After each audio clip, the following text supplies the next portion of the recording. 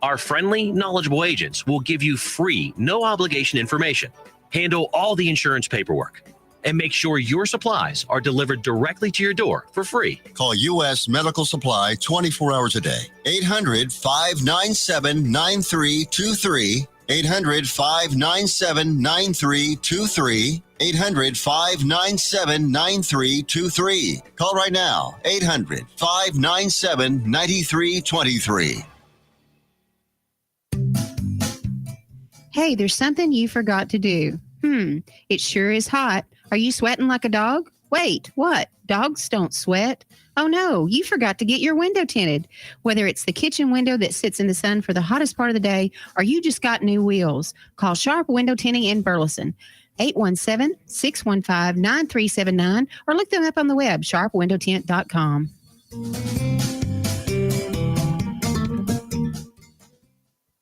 Hey, Jill, congratulations on your son getting into the college of his dreams and with a full scholarship, too. Yes, we are so proud of him. You know, I have to be honest. I'm a bit worried about our daughter getting into college. It's so competitive out there, and I feel overwhelmed with where to start. I completely understand. Listen, I felt the same way, and then I met Dr. Gina of Education Prep Centers. She put a plan in place that helped our son stand out in the admissions process and that gave us a peace of mind for how to create a financial roadmap for his future. Wow, that's great. Sounds like I need to give her a call. Yes, she definitely helped our son find the perfect college, meet all his deadlines, and help us feel less anxious about the whole process. You need to reach out to her. Just check out educationprepcenters.com and set up a complimentary assessment with Dr. Gina. You'll be so glad you did. Education Prep Centers, college admissions made easy.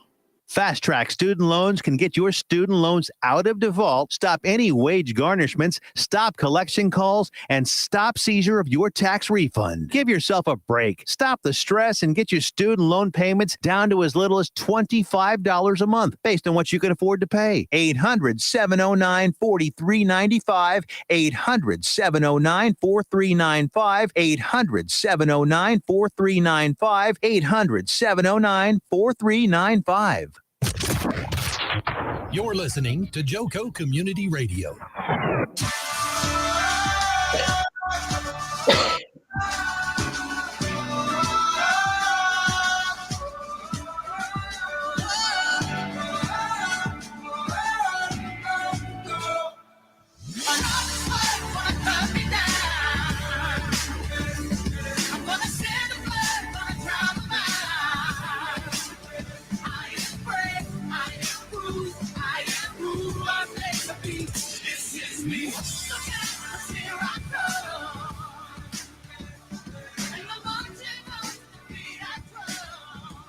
Good evening, everyone, and welcome to No Judgment here. I am your host, Tish Ross.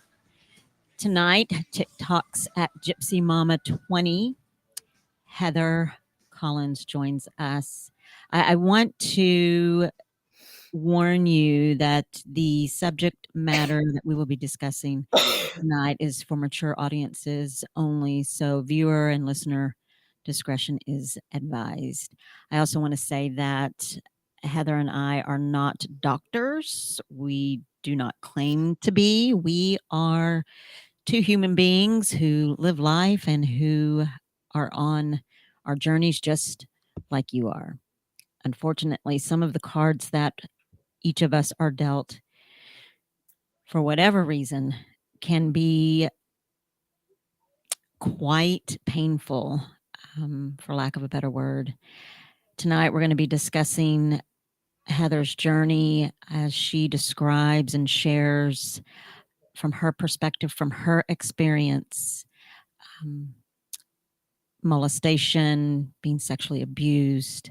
We'll talk about her healing journey, how she does not claim to be a victim, but she is a survivor, and how she wants her voice to be heard, how that inner child needs to come out. And while it is mentally and physically exhausting to do that, I've had many guests that have come on. Heather was very adamant about coming on this evening. In fact, Heather, you had a really rough day that I'm aware of. I have watched your TikTok, and I know that your day today has been quite difficult. And yet, even given the option from me to not come on this evening, to maybe postpone it, to wait until the day is you had a better day, you chose to go ahead and come on this evening and share your story. So first, I want to welcome you and thank you for coming on. Thank you for having me. Of course. And I think to maybe bring some calmness to you or some peace. I really don't. I rarely pray before a podcast, one of my podcasts goes on, but I think I'm going to today. Yeah, like I'm just led to pray, if you don't mind. Okay. Okay, cool. Lord God, I just thank you for this day, this evening. What a beautiful day to be here on your earth, in your world, doing your work. And that is exactly what I feel like this evening's show is going to be about. I believe that you handpicked Heather and you have given her the strength to say yes, yes to using her voice, yes to sharing her most difficult journey that she has been on, saying yes to hoping to bring some hope to someone else. And as Heather has stated, even if it's just one person, then she's done her work. But Lord God, we know that you're not, and you never have been, nor will you be, done with using Heather until you call her home. And we are grateful to you for armoring Heather, for giving her the strength and the courage to come on to social medias, her TikTok channel, to come on to the radio and to share what she's been through so that she can give others hope and so that others will see victory through you in her. So I just want to ask for your peace, for you to calm Heather's nerves, for you to give her the words that will impact someone that listens tonight or someone that may listen in the future on one of our platforms. And God, I want to thank you for the life of Heather, and I celebrate her today. It is in your son's precious name that I pray and ask for these things. Amen. Amen. All right, Heather, again, thank you for coming on. And I want to get started, and I don't want to rush you through this because, like you and I chatted earlier during the week, that should this go long, which is totally fine. Again, I don't want you to rush through any of your thoughts. I don't want you to rush through any of your answers or to any of your story. We can go to part 2 next week. Okay. If we don't need to, we won't. We'll see Okay. how it goes. So, I want to first start off with your childhood, what it was like in your home growing up, and just to kind of discuss your childhood and what kind of child you were, and what kind of parents that you have. That's a hard one. Growing up, I was bounced back and forth between both sets of my grandparents. I lived with my mother's parents full time, and then my father's parents, I visited them every weekend. As far as my childhood, I don't really, and I think for a good reason, remember a lot. I just know that I was not a very happy kid. I was a very miserable child. And do you And think that is maybe your higher power or your God or God's way of protecting you that you don't remember? I would like to hope so. But it's like this morning, like I think it's like I told my husband after, my pre-interview last week and stuff like that. I didn't really realize, and I don't think you really realize how much you truly suppress stuff until like it gets brought up, because I don't talk about it. I don't think about it. So ever since like, I guess Tuesday last week, I've just it's been on my mind. So like I keep having these flashbacks. And so I had seen the advertisement post that was posted last night for the show tonight, and I literally could not breathe all night or all day today. Like I was just so mentally and still mentally exhausted. But I don't think that it's ever going to go away until everything's over with, or it might not ever go away. I don't know. Mm-hmm. And so why choose to push forward to coming on tonight? Why choose? If I think, I mean, I know what you're going to say because I saw your TikTok today. But so that those that may not be following you on TikTok, and if you're not, you should. Heather's name on TikTok or channel on TikTok is at Gypsy Mama 20. Why push through? Why, if it's super hard, super mentally exhausting, why push through? Why come on today? Why say yes?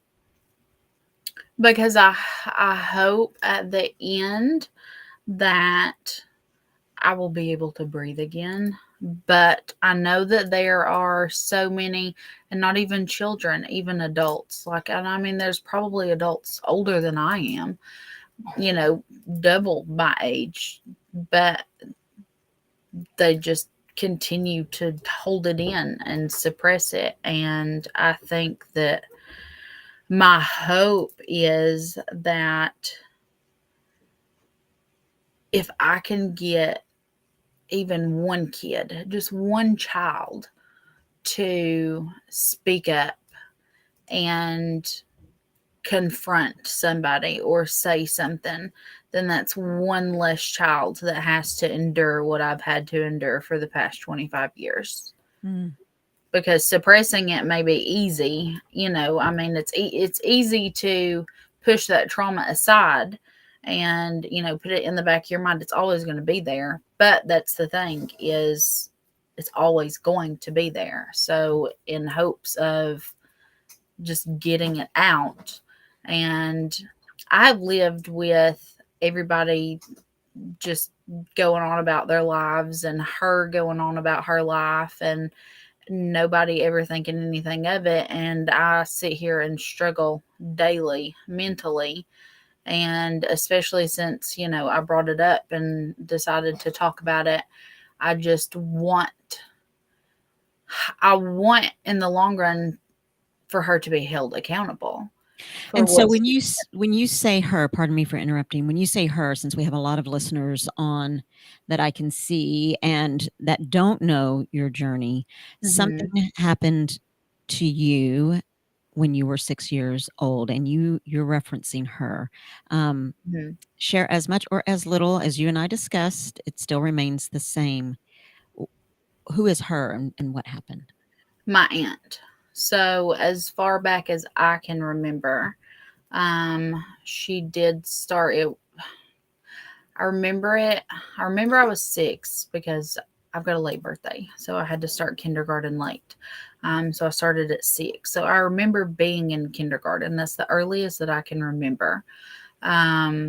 The rape, molestation, basically almost torture. I mean, to a 6-year-old, it's torture.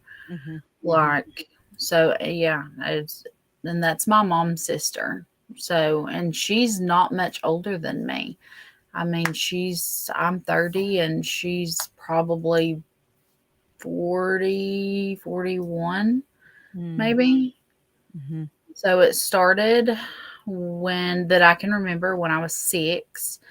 Through about the age of 10, there were like little bouts in time where she was not around. At one point in time, she ended up in a group home and, it stopped but it's like when I try to think back to it, like I don't remember. Like I even remember my grandpa taking me and my brother to the group home to visit her. And like I never wanted to go. And I mean, other than that, I remember like he would take us to the river to go swimming afterwards or before, because there was like I guess certain times that she had visitation. So I remember, one time we went into the Family Dollar and he bought us bathing suits, and then we went swimming and whatever, and then we went. And I mean, I can remember like little pieces like that.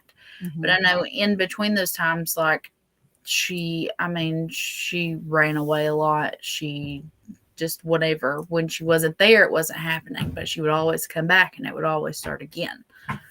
So, I mean, as far as I can remember at this point, it stopped around age 10. And had you told anybody when it started, and if you didn't, for those that may be listening, why do you feel like, well, no, I'll ask you, because I know, unfortunately, I know people that have been molested or sexually abused or raped, and they've shared their reasons why they don't tell. And it's different for a lot of people.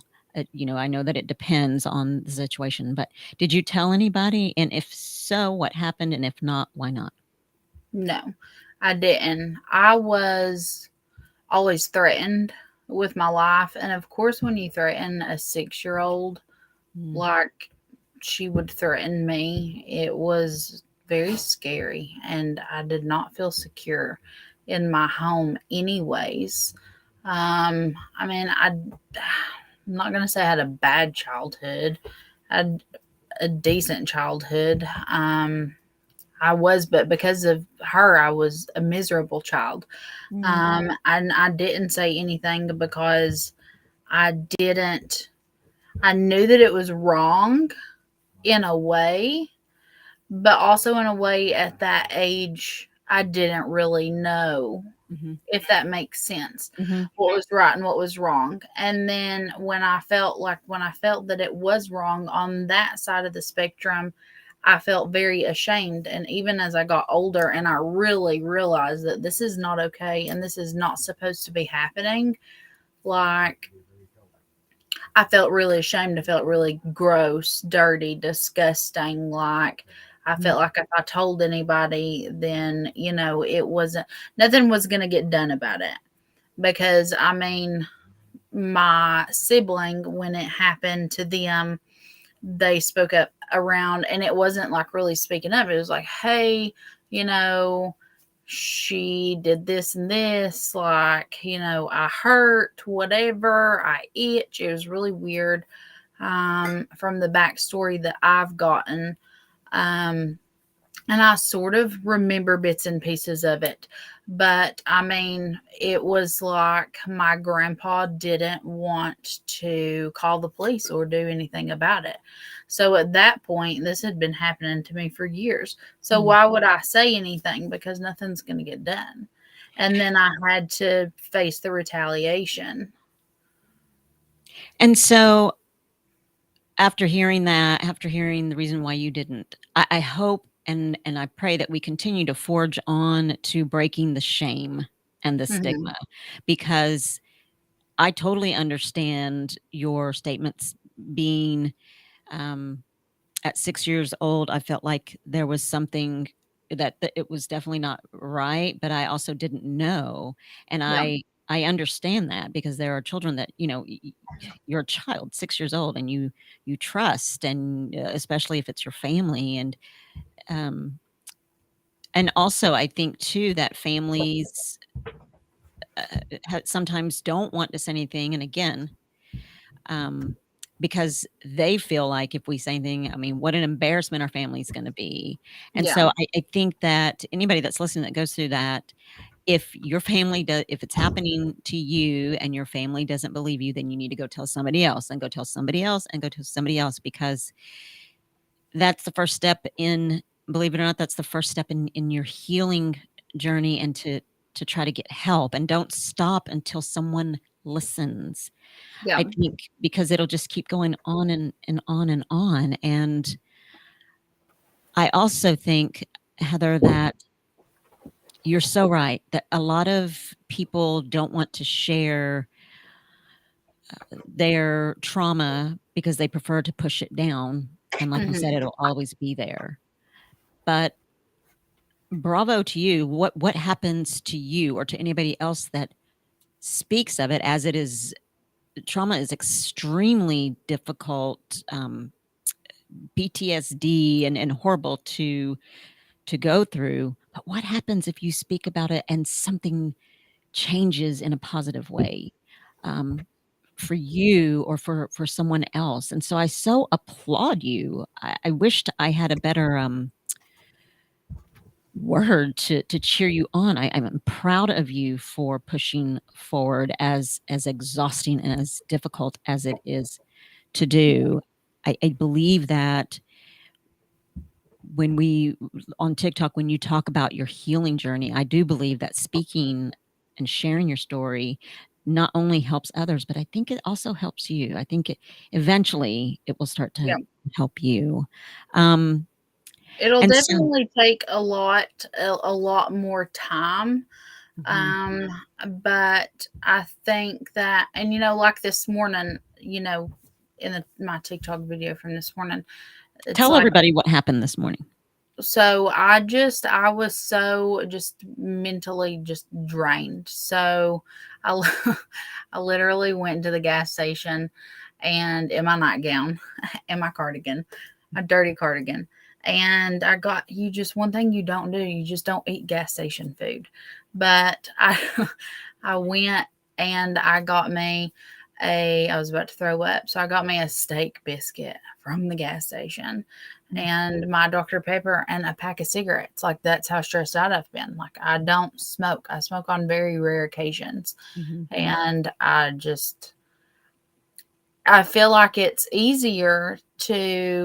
super easy to do TikToks because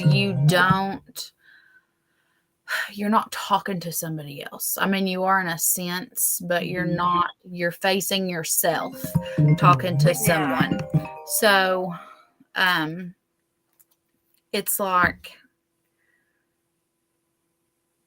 they hear you, but you don't have to face them. So I can tell my story and I don't have to read the comments. Now, I mean, I have read most of the comments, but I can't really reply to all of them because on a couple of videos, it's a lot. I do my best to go through there and at least like the positive ones. And, I don't know. It's easier for me that way, but I was still really dreading today just because I knew that it was going to be stressful, even more stressful than, Sure. Sorry. And so that's okay. And so there is a comment here that I'm going to read, and I'm monitoring comments here on my side at the radio station, and I'm a big protector. I'm a big mama bear, and so, but I'm going to read this one to you. Okay. Okay. It is from Mike Ross. It says, Heather, it takes courage to speak out. You may be healing, but you will live this for the rest of your life. I pray that you continue to heal and not let this control your life, and to not hold who you really are from shining for those who don't know you. Thank you for sharing. See, you're already doing good, my friend. Yeah. And I know that it's been stressful. I know it's been exhausting since we did our pre-interview. But again, I'm so grateful for your strength and your courage. And you mentioned a bit ago that you have siblings. Do they support you in your journey and sharing your story or encourage you? I have one sibling, and anyone that knows me knows that I have a brother, and they know who my brother is.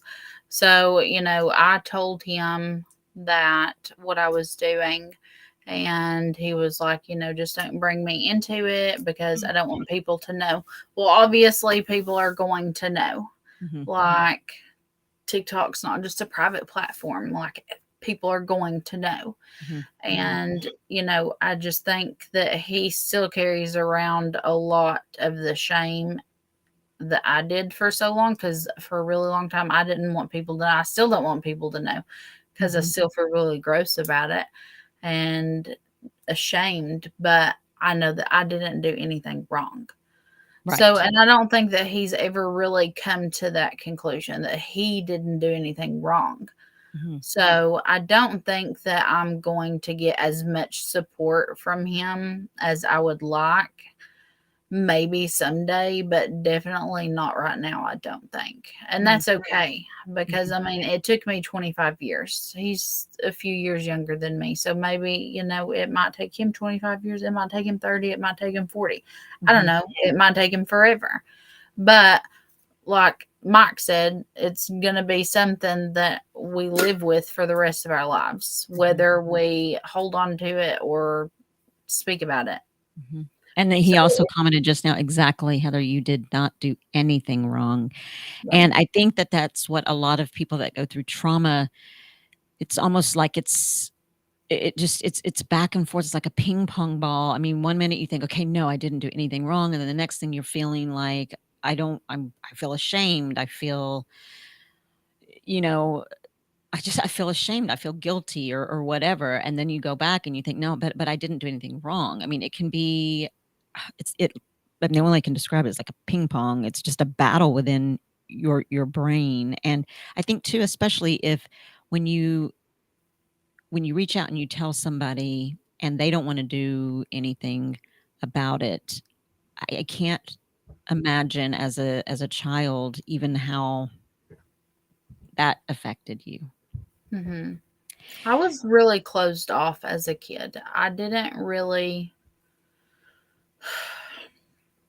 I've just. I don't know if it makes sense. Like, I feel like outgoing on the inside, but on the outside, I'm really closed off and reserved. And it's really hard. And it's always been really hard for me to trust anybody.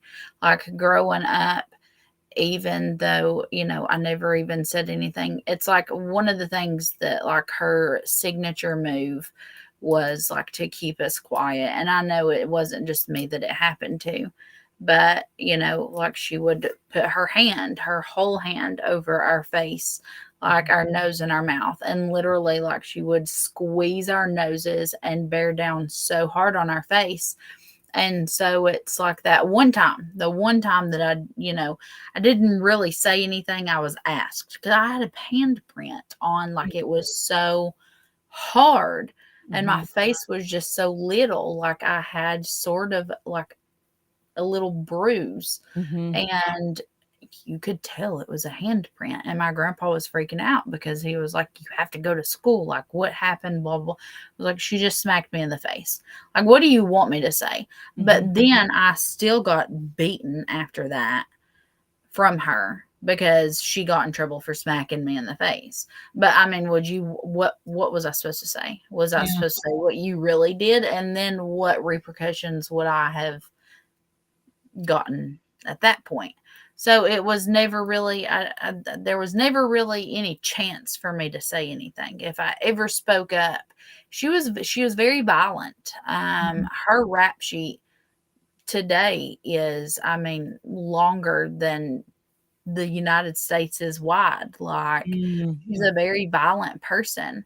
And even as a child, she would literally beat us. Like, okay, we're going to take a quick, I hate to cut you off. We're going to take a quick commercial break and then we will come right back. It'll be just about a minute. Okay. Okay. We'll be right back with you. Hang on tight.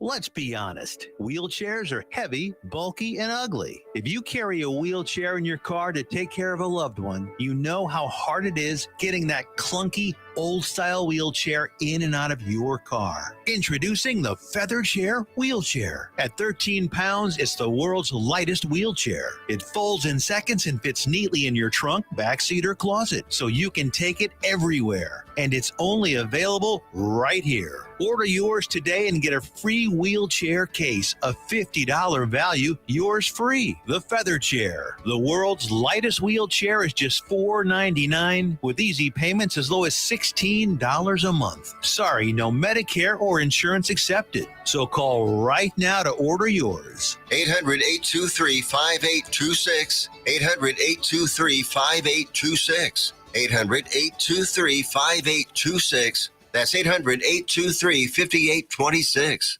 Out of deck carpet giving you the blues? Tired of your old dingy and broken tile? Let my friends at the Floor Store in Cleveland, Texas give your home the makeover it deserves.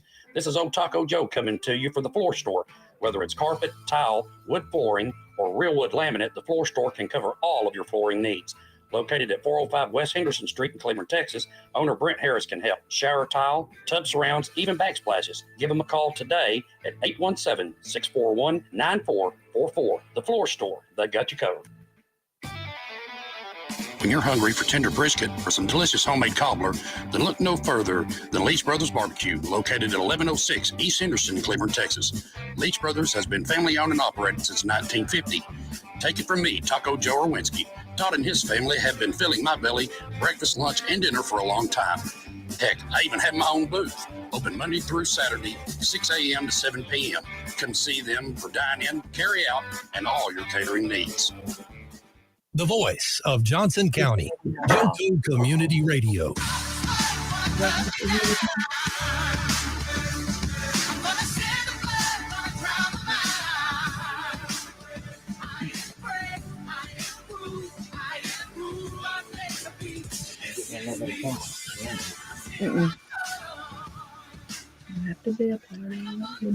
We are back. JoCo Community Radio is proud to be the voice of Johnson County, Texas, and is live 24/7 on the TuneIn Radio Network. TuneInJoCo.com is the place to find all the ways to listen and watch, and the station app is also available for free on Android and Apple devices. Simply search your store. Check out our lineup and more at JoCoCommunityRadio.com. This episode and more is brought to you by Patriot Claims, making your insurance work for you. Reach out to your Texas sales rep at 844-TEXHAIL. That's 844-839-4245. Also, be sure to dress your arms and more at thetiffy.com. Go check that out. We are back again with TikToks at Gypsy Mama 20. That would be Heather Collins. And she was just sharing with us how her aunt would have a rap sheet as wide as Texas and as wide as the United States, actually, is what she said. And so we want to pick up where we left off with that. And again, if you have any questions or comments, please post them in the comments here, and I will read them to Heather if they are deemed appropriate to me. If not, I'm going to remove them. There's another comment here, and it says, unfortunately, being the victim to someone else's wrongdoing affects the abused. You're now showing them that I don't live with the shame of what you did by speaking out about it. Awesome. But you now live with the shame of what you did by all those who hear my story about what you did to me. That's fantastic. That's very, I have chills. That's very encouraging. Thank you for that comment. The thing about her, though, is that I don't wish that people knew what kind of person she was. Like, I don't wish that they knew her, but the kind of person that she is, she doesn't live with any shame. I don't, and I really honestly don't think that someone that does stuff like that, especially to innocent children, they have no shame. Like, they don't care. And I think that's the hardest part about it is, she, even if, whatever comes from whatever, she's just, I don't think she's gonna care unless she's just locked up. Mm-hmm. And so you said that she would have a rap sheet as wide as the United States. Has she ever been in trouble for anything, any of this, or anything she's done to anyone else? Has she?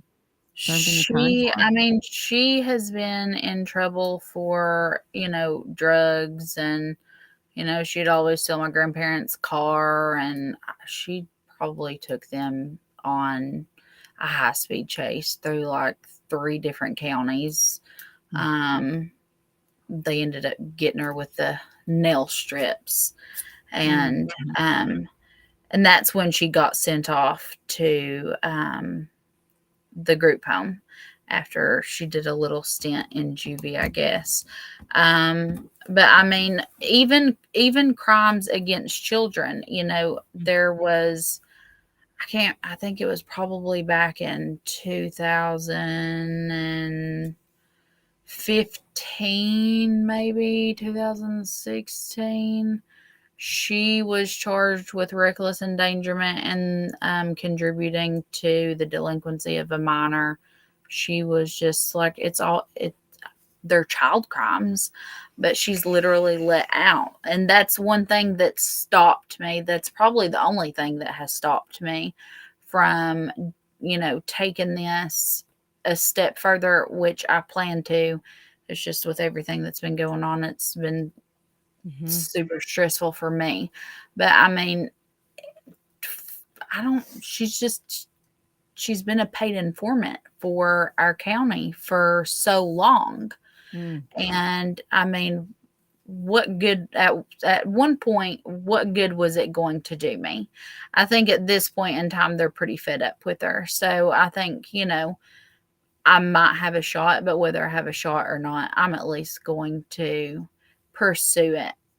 I feel like I have to, because if I don't, then I'm kind of going against what I believe in, and that's standing up for yourself. It's hard for me to stand up for myself, but like when it comes to my husband and my kids or my family and stuff like that, like I'm there 100% of the time. Like I always have their back, and I'm usually the first one to always say something to somebody. But when it comes to me, I feel like I didn't really have anybody that had my back when I was a kid. So just why even bother for myself? Just continue for everybody else. I hate that. And I hate that that happens to so many people children who probably are now adults, or even children now, that tell somebody and it's not believed, and they don't have their back, or they don't feel like they're being supported. I can't even imagine. I do know, as a child myself,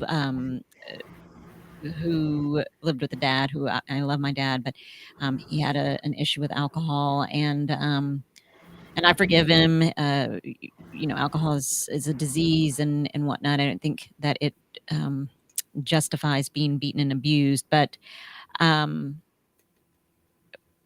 when you feel like there's no one that you can tell, I think that you grow up and you put yourself last, or you don't take care of yourself, or you don't love yourself sometimes. I think there's just a lot that goes, layers and layers and layers of trauma. And there's one thing that you mentioned earlier.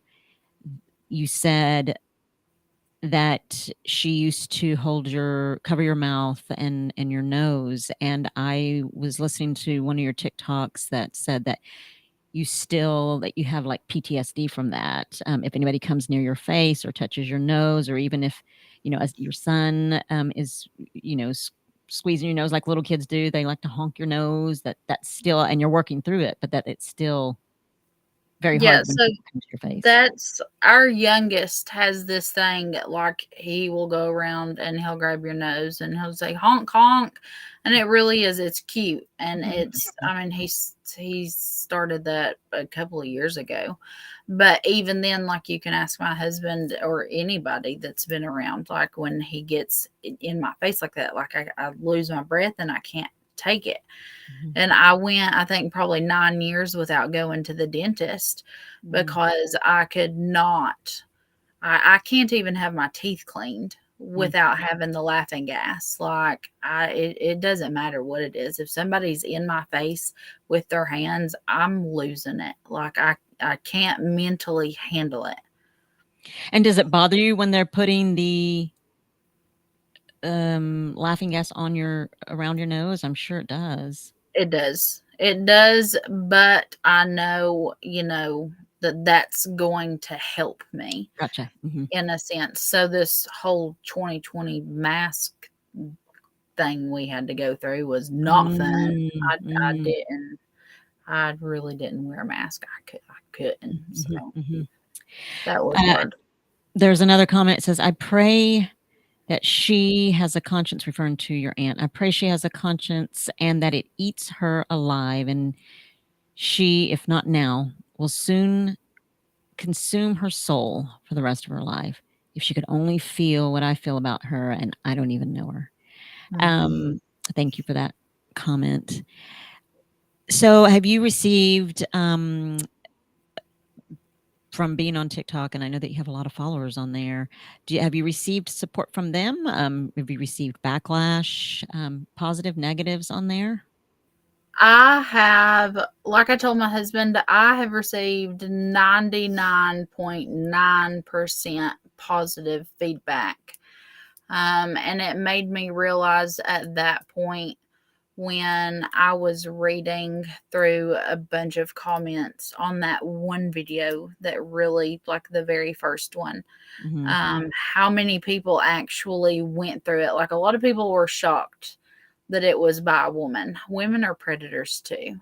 It doesn't, a gender does not define whether you're a predator or not.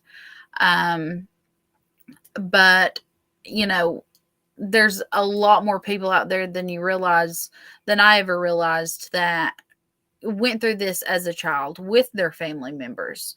And as we kind of get older and we start talking about it, or somebody speaks up and somebody's like, wow, that resonates with me. The same thing happened to me, but it was so-and-so, blah, blah, blah. And, but there's that 0.01%. I think I've had out of thousands and thousands and thousands of commenters. I think I had 3 rude people. And I think the worst one of all that really stuck out to me was because I didn't cry, or I didn't, she didn't like my tone of voice. Like I was doing it for clout. Like if I was going to do something for clout, can we please do something more appropriate? You know what I mean? And she didn't believe me because I didn't give the details. Like that's something that I'm not going to do, is give the nitty gritty details. And that's one thing that I'm really terrified about is, if this is something that goes to trial, that's something that I'm going to have to express. And that's something that's not in the back of my mind anymore. So now that I'm starting, to get ready to go through with this process, I'm starting to think about the outcome of that and what's going to happen in court and all this other stuff and what I'm going to have to say and the things that I have to remember. And it's terrifying. I can imagine. And so with that, what are some of your coping mechanisms? What do you, I have really toxic coping mechanisms, and I'll just be honest about that. I have, and it's nothing bad. They're just toxic. I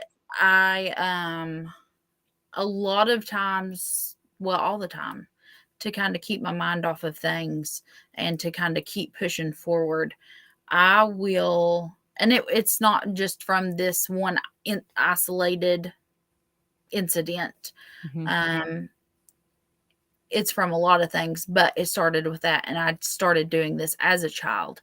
I will literally pile my plate so full. Like I always have to be doing something. If I'm not doing something, then I'm thinking. And if I'm thinking, then that's not good. It's not good for me or anybody else, because it's just like my brain, I can't help where my brain goes. And so sometimes, like, it'll take me to places where I don't want it to be, and so I'll pile my plate really full, and then I'll just get super overwhelmed with my plate being so full. Like, I will literally I just give up at one point, and I feel like a failure a lot of times because I do pile so much on top of myself to kind of numb the pain. I know that a lot of people that have gone through similar experiences, they do have addiction issues, but I feel that. I feel their pain, like I know what they go through. But I decided to not do that. I had great examples growing up of who I did not want to be and what I did not want to do when I grew up. And turning to drugs and alcohol is not something that, was going to be okay for me. I had to try something else. And so piling myself full and keeping myself as busy as possible is the only thing that I know how to do. But with that, I get really overwhelmed and I break down. Like, I feel like there's no winning. And you shared with me that, because I'm sure a lot of people are thinking, well, has she gone to a counselor, a psychiatrist, therapist? Is she on medication? But when you and I were doing our pre-interview, you shared with me that you had one appointment with a therapist. And can you share with everyone why that just did not work for you then? I had one appointment with a therapist, and when I went to that appointment, we started talking about, what I suffered from as a child. That's what we started talking about, was my childhood. And immediately, the only thing that I can really remember about my childhood is, from specifically my grandparents that I lived with full time in their home, it was always abuse, whether it was physical, mental, verbal, emotional, it was always some kind of abuse.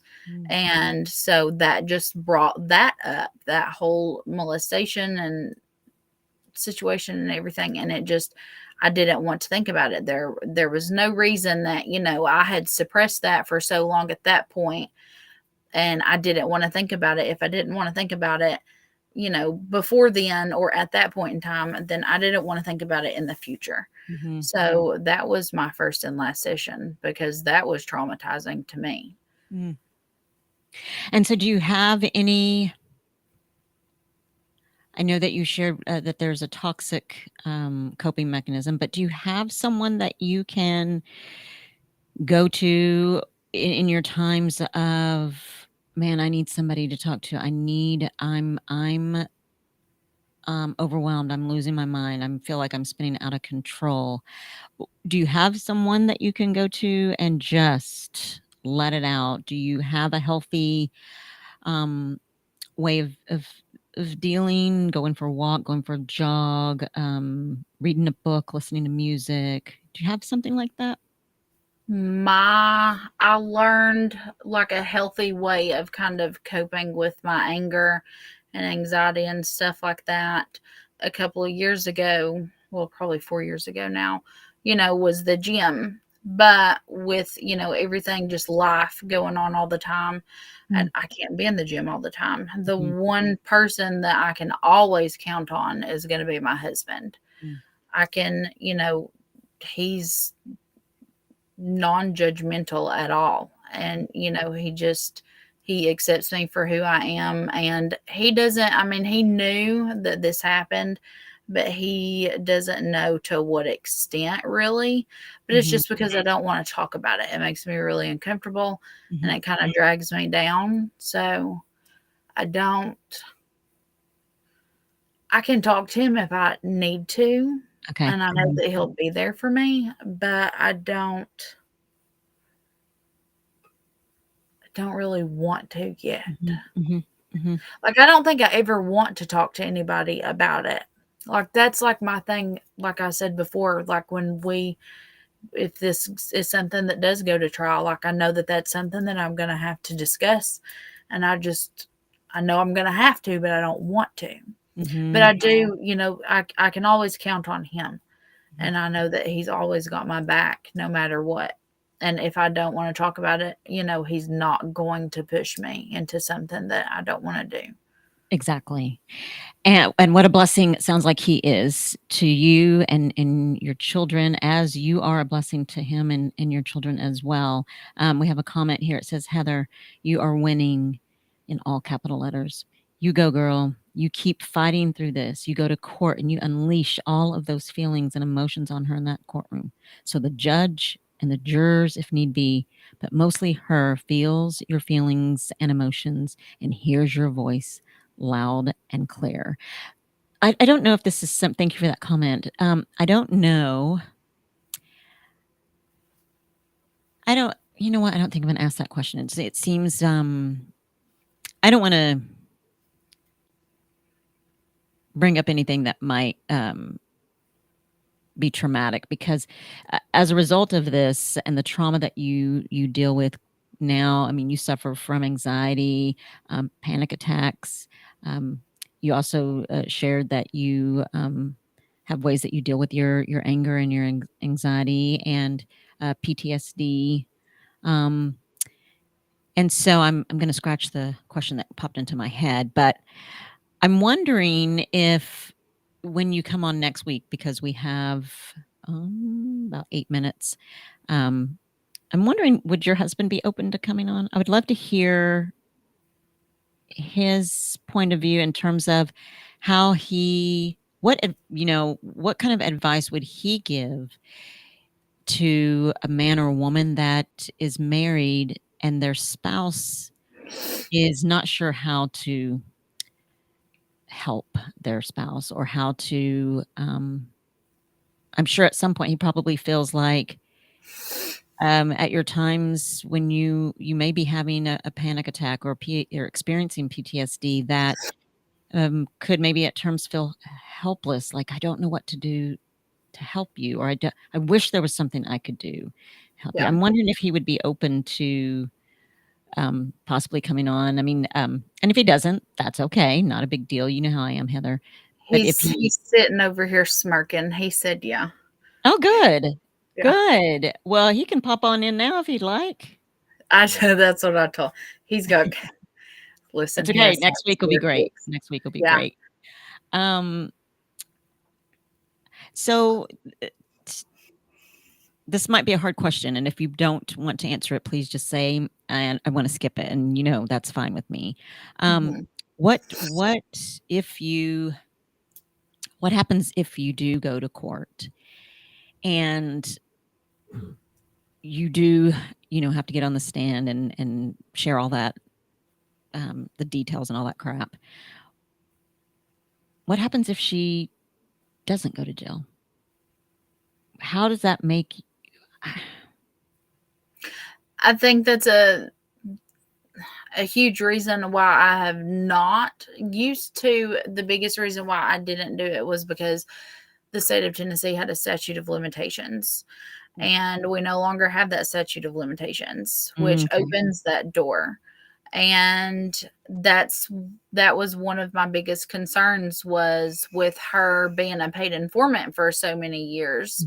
Like, is something going to happen or not? But I know that this is going to be a, jury of 12 people that, in such a small town, I don't know who that's going to be that doesn't know either of us. But,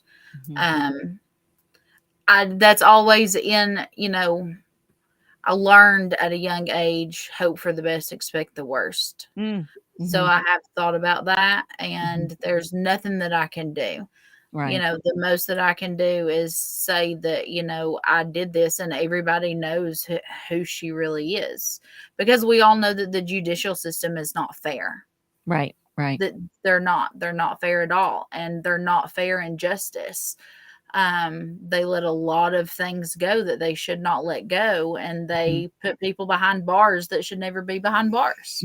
You're right. So it wouldn't surprise me if that did happen. Mm-hmm. And that's just something that I sort of have to live with, but I want to, that's why I kind of use TikTok as my outlet, because I can start letting the world know instead Absolutely. of everyone in our little small town. And, And I believe that would be regardless of whether she went to, was she was punished or not. I believe that would be a huge, huge victory for you. I mean, a huge victory for you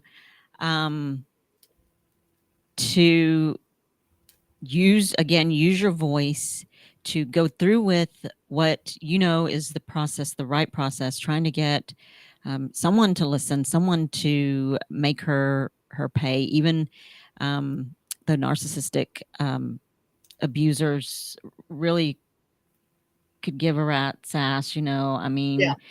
it's but I think it would be, I think it's a victory. It would be victory for you. Okay, we have another comment. Tiffany says, tell your story, make it public, give yourself, in capital letters, a chance to forgive and leave the burden on her. My mother was molested at a very young age, also her sister, and the shame is hers. Keep her in the public. Be the victor you already are. Amen. That is awesome. Yes. And you are. Do you see, can I ask you, do you see yourself as, the beautiful, victorious woman that I see, that we see, that your husband sees, that your children see? No, I'm a damn mess. It But is. you're a cute damn mess. I'm hoping and praying that someday I will be able to kind of feel that confidence in myself that I've never been able to because of the shame. But, because I feel guilty too, because I feel like if I would have said something when it started, then maybe it wouldn't have happened to my brother. So I feel guilty for that on top of everything else. But that's not your fault either. And I know you know that. Yeah. And you're right.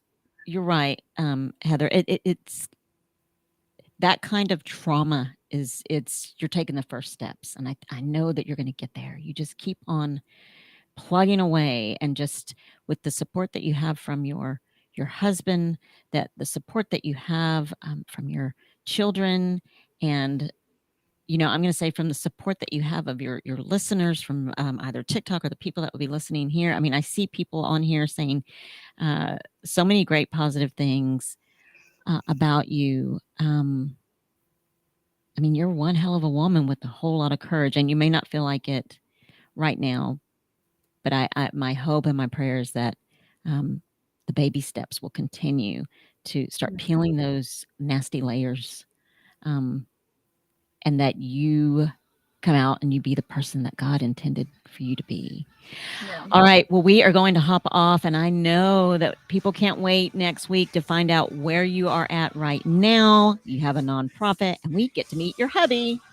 Yeah. Thank you for joining us, Heather. We're going to hop on off, and we'll see you guys next week. Thanks for joining. You guys have a good night. Thanks. You too. Bye. Thanks, Heather. From Burleson to Venus and Grandview to Godly, this is the voice of Johnson County, JOCO Community Radio.